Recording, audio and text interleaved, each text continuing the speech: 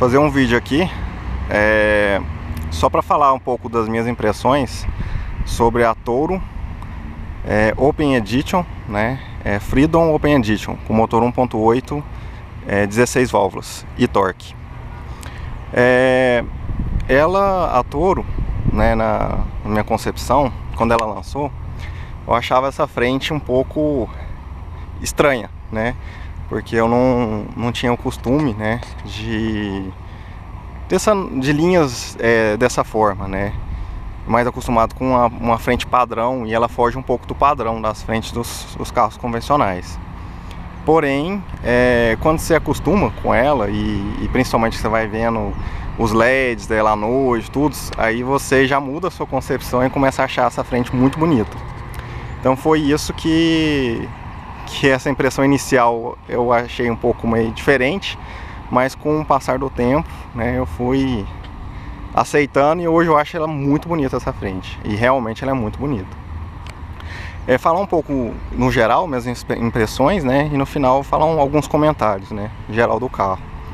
Mas é um carro que tem uma altura boa do solo, para um carro que tem uma proposta meio urbana e off-road, ele cumpre bem essa proposta, né.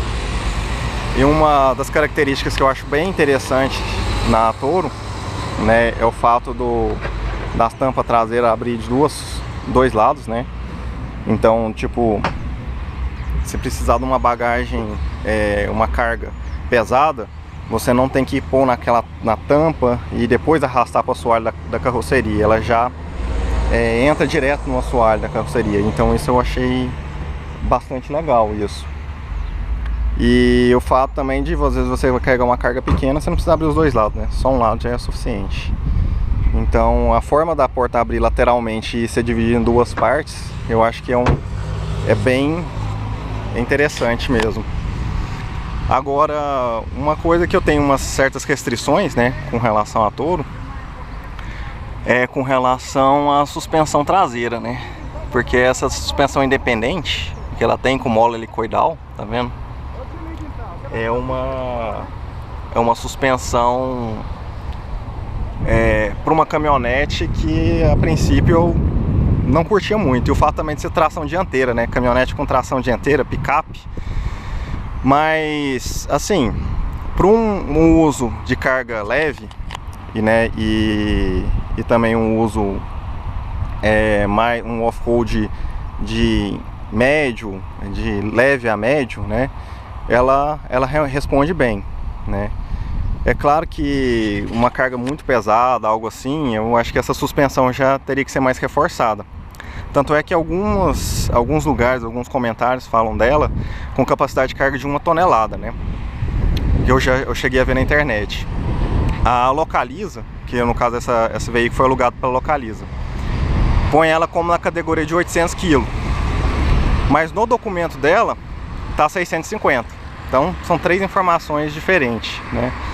Mas eu acho que no documento o que reflete é o que o Inmetro faz avaliação, né, dos carros antes de liberar para venda. E talvez pela suspensão ela foi colocada no documento como 650 quilos.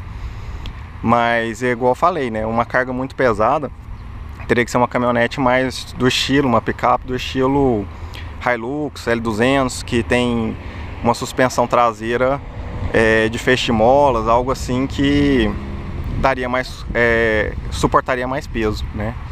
Mas o fato dela também ser monobloco, né, que ela é monobloco, diferente de S10, Hilux, L200, que tem chassis, ela não tem, né? Ela é uma carroceria integrada, pode ver na lateral dela mesmo. Não tem aquela divisão normal da caçamba, né? E o fato dela ter essa suspensão com a tração dianteira, isso dá muita estabilidade nela. Quem já dirigiu uma caminhonete sem carga, uma picape sem carga na caçamba, geralmente a caçamba traseira dela é boba. Com a Toro isso não acontece. Ela tem uma suspensão bem acertada e faz curva mesmo em alta velocidade com bastante segurança, né? Então esse é um ponto forte mesmo dessa suspensão, aliado com a tração dianteira, né?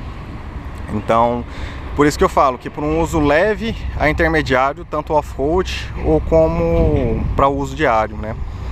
Eu acho que o público que até a Fiat mesmo quis com essa caminhonete, com essa picape, foi atender aquele que anda uso urbano durante a semana e o campo no final de semana, né? Um uso não muito intenso, né? Não muito pesado, diferentemente de outras picapes que tem uma proposta mais de uso mais pesado, né? Então vou dar uma passada aqui no interior dela para mostrar um pouquinho. O espaço interno dela traseiro é muito bom. E picapes geralmente tem esse espaço traseiro bastante prejudicado, né? E ela tem um espaço traseiro bom. Tem uma saída USB e uma porta de 12 volts na traseira. Também isso aí é útil, né? Bastante útil para os passageiros de trás. Aqui na parte de trás tem essa suporte aqui de apoio de braço, né? Com uma bandejinha também. E que também pode servir para até uma cadeirinha, né? Um suporte, uma cadeirinha. O cinto é 3 pontos. Podia vir preso no teto, que eu acho que seria melhor. Mas essa forma aqui já é bastante legal. Os encostos, 3 encostos de cabeça traseiro. O acabamento dela é bom, né?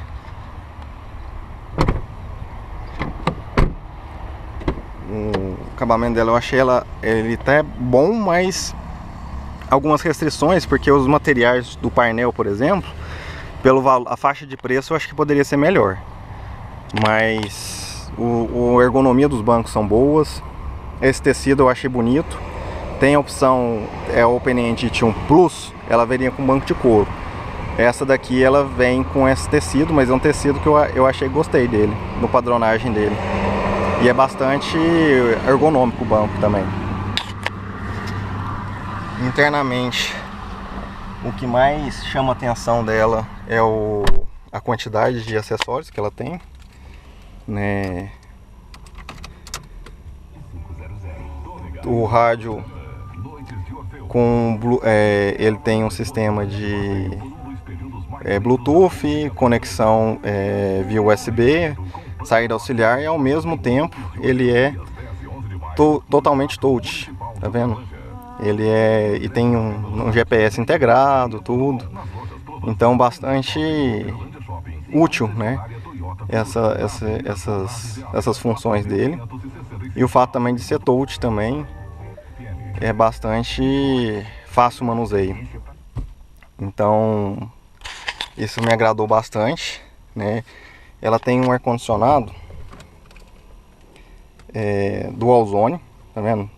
Do lado de cá você regula a temperatura para o lado do motorista e do outro lado você regula a temperatura para o lado do passageiro. Então esse ar-condicionado dual zone eu achei ele bastante interessante, bom, né? Ela possui o retrovisor, né, com esse sistema dia e noite, que se bater uma luz alta na traseira ele dá uma escurecida, né? E você pode tanto ativar ou desativar essa função através desse botão. Então é legal isso, né? Tem as luzes de leitura no teto, né? Que aí já é padrão. O espaço interno traseiro dela, né? Tem um suporte de óculos no lado de cá. E ela tem essas alças que para sair, ajudar a entrar e sair dos dois lados. Mas o que eu percebi é que desse lado de cá ela atrapalha um pouco a visão, né? Então a visão do carro que vem ali, ele dá um ponto cego no carro. Mas só esse detalhe mesmo. Aqui o painel com computador de bordo. Tem algumas funções dele. Consumo dela não é dos melhores, né? Consumo tá fazendo média de 6 na cidade e 8 na estrada, né? Realmente isso aí é um consumo que deixa um pouco a desejar. Direção elétrica, esse volante eu achei bastante ergonômico, né? Bastante, a empunhadura dele muito boa, gostei muito da empunhadura dele. E muita gente fala que essa 1.8 16 válvula ela é fraca, né? Ela não tem uma resposta boa. Mas, na minha impressão, o motor é bom. Ele tem uma resposta até boa, um motor de 139 cavalos e 19 kgf de torque, não é um motor fraco. É um motor dentro de um padrão até bom e dentro desse segmento de downgrade hoje em dia, né? Porque um motor 1.8 com essa potência hoje, ele dá uma potência maior que alguns motores de 2.0 ou maiores, mais antigos, né? Até mais, né? Porque os 2.0 antigos não chegavam a 139 cavalos. Só que eu acho que o problema dela, que o desempenho fica prejudicado e o consumo alto, é esse aqui. É o câmbio. Esse câmbio dela é um câmbio automático de 6 marchas, que ele, na primeira relação de primeira a segunda marcha, ele é muito devagar a resposta, ele demora muito a responder. Na terceira ela começa a responder, mas só vai responder mesmo a partir da quarta marcha. Então fazer um 0 a 100 nela, você vê que ele é bem devagar nesse 0 a 100, ela demora bastante a subir, a chegar a uma velocidade boa, né? Então isso acho que prejudicou um pouco o desempenho dela. E outra partida, ela numa estrada plana, né, ela mantém uma velocidade constante, uma rotação constante, é tranquilo. Mas se você pegar uma estrada com curva, subida, descida, ela fica ao tempo todo reduzindo marcha. E isso já eleva o consumo dela muito acima, né? Então esse fato dessas reduções que ela faz às vezes, ela acaba prejudicando o consumo dela, tornando-se consumo alto e excessivo. Então eu acho que se tivesse uma opção com um câmbio melhor escalonado ou o câmbio com um câmbio mecânico, eu acho que seria um desempenho melhor desse motor. Então o problema maior eu acho que é o câmbio do que o motor, né? Então essa é uma observação minha, uma impressão minha que eu tive, né, e gostaria de passar para vocês. Mas no mais é um carro bastante confortável, né, e que cumpre esse misto, né, urbano, um off-road leve, né. E agora só dar um take externo e falar um pouco mais sobre a Localiza, né, onde que esse carro foi alugado. O carro agora está limpo, porque eu já estou preparando para entregar ele, mas eu aluguei ela no Localiza e quando eu peguei ela estava bastante mal lavada, vamos dizer. Não estava suja, mas mal lavada. A frente dela você pode ver que está um pouco com algumas manchas, estava bem pior quando eu peguei. Ela estava com a parte de rodas toda encardida, que eu dei uma limpada bem melhor nela. Então, assim, o padrão antigamente da Localiza a gente entregava o carro mais limpo, né? Isso aí foi um ponto que ficou um pouco a desejar. E outro ponto que eu fiz até eles colocarem como observação no que eu aluguei o carro, é os farol de milha, os dois quebrados, dos dois lados, né? Então, e a alegação deles com relação a isso foi que não tem a concessionária da Fiat não tem peça de reposição. Não sei, pode ser. Mas realmente na hora da locação, quando eu fui pegar o carro, eles já não falaram, não colocaram isso como observação. Se não fosse eu exigir que se colocasse essa observação, talvez poderia ter algum problema na entrega. Mas só essa observação mesmo. Só ligar aqui o painel do carro, para vocês verem o tanto que é bonita essa frente. Com o farol, a lanterna ligada.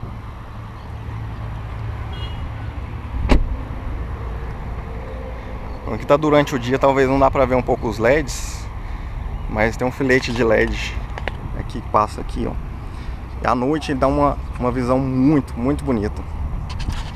Então aí, no mais, é isso, né? Passei um pouco das minhas impressões sobre a Toro e espero que tenha ficado aí ao agrado, né? E que possa também ajudar na escolha de quem quer comprar um carro desse porte. Então, muito obrigado por assistir meus vídeos.